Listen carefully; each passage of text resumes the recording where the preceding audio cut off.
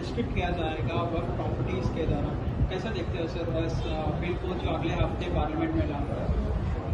सबसे पहली बात तो यह है कि जब पार्लियामेंट सेशन में है तो सेंट्रल गवर्नमेंट जो है पार्लियामेंट्री सुप्रीमेसी और प्रिविलेजेस के खिलाफ ये काम करते हुए मीडिया को इन्फॉर्म कर रही है और पार्लियामेंट को इन्फॉर्म नहीं कर रही है। पार्लियामेंट जब चल रहा है तो सरकार का काम ही कि इमीडिएटली आप पार्लियामेंट को इन्फॉर्म करते, बजाय इसके कि आपने मीडिया को लीक किया। अब जो मीडिया ने रिपोर्ट किया उसकी बुनियाद पर मैं ये कह सकता हूं कि ये जो प्रपोज अमेंडमेंट से जो मीडिया में जो लिखा गया है वो इस बात को बताता है कि मोदी हुकूमत वक्फ बोर्ड की ऑटोनॉमी को छीनना चाहती है और वो इंटरफेयर करना चाहती है वाकिफ के मंशे के खिलाफ कि किस तरह से उस वक्फ की प्रॉपर्टी को चलाया जाए, और ये खुद फ्रीडम ऑफ रिलीजन के खिलाफ है, नंबर 1। दूसरी बात यह है कि बीजेपी शुरू से वक्फ बोर्ड्स और वक्फ की प्रॉपर्टीज के खिलाफ रही है और इनका एक हिंदुत्व का एजेंडा है, आरएसएस का एजेंडा है कि वो शुरू से वक्फ प्रॉपर्टीज को और वक्फ बोर्ड को खत्म करने की कोशिशें करती रही है। तीसरी बात यह है कि अब जो मीडिया के रिपोर्ट्स के ऊपर मैं अपना ये रिएक्शन दे रहा हूं कि एक बार किसी प्रॉपर्टी को वक्फ डिक्लेयर कर दिया गया तो हमेशा वक्फ रहता है।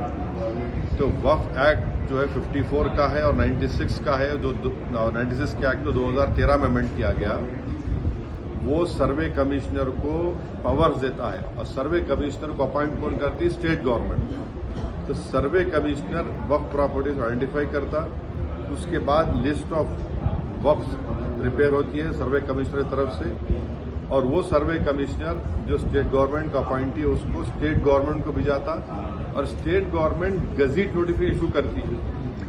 तो गजीट नोटिफिकेशन खुद एक ऑफिशियल एक्ट है और अगर गजीट नोटिफिकेशन 1 साल तक चैलेंज नहीं होती तो वो फाइनल हो जाती है और नेचर ऑफ वक्फ हो जाता है।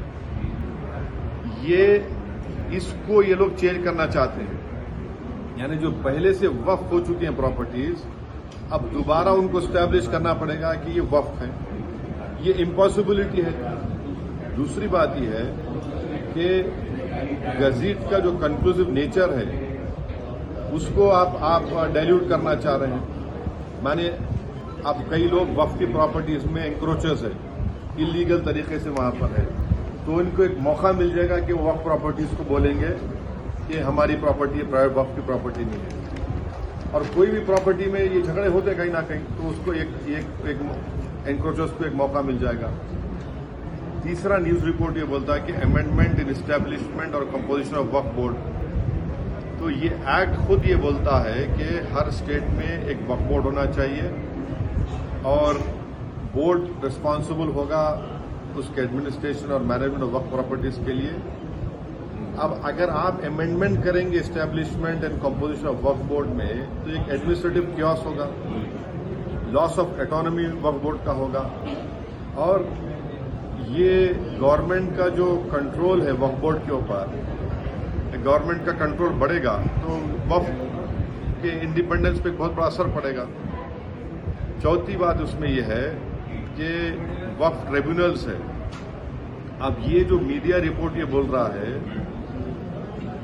कि गवर्नमेंट इन ट्राइब्यूनल्स को डाइल्यूट करना चाहती है।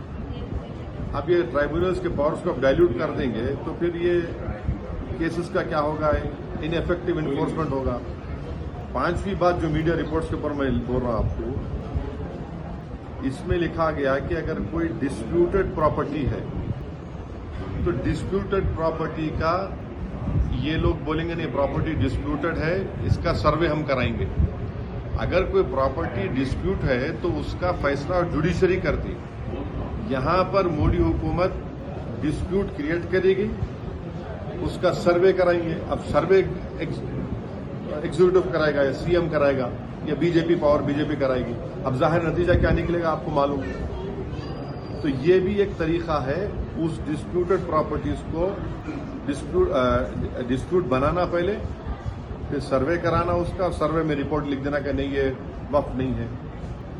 ऐसे कई मस्जिद दरगाहें हैं हमारे भारत में जहां पर बीजेपी आरएसएस ये क्लेम करती है कि वो दरगाह और मस्जिद नहीं है।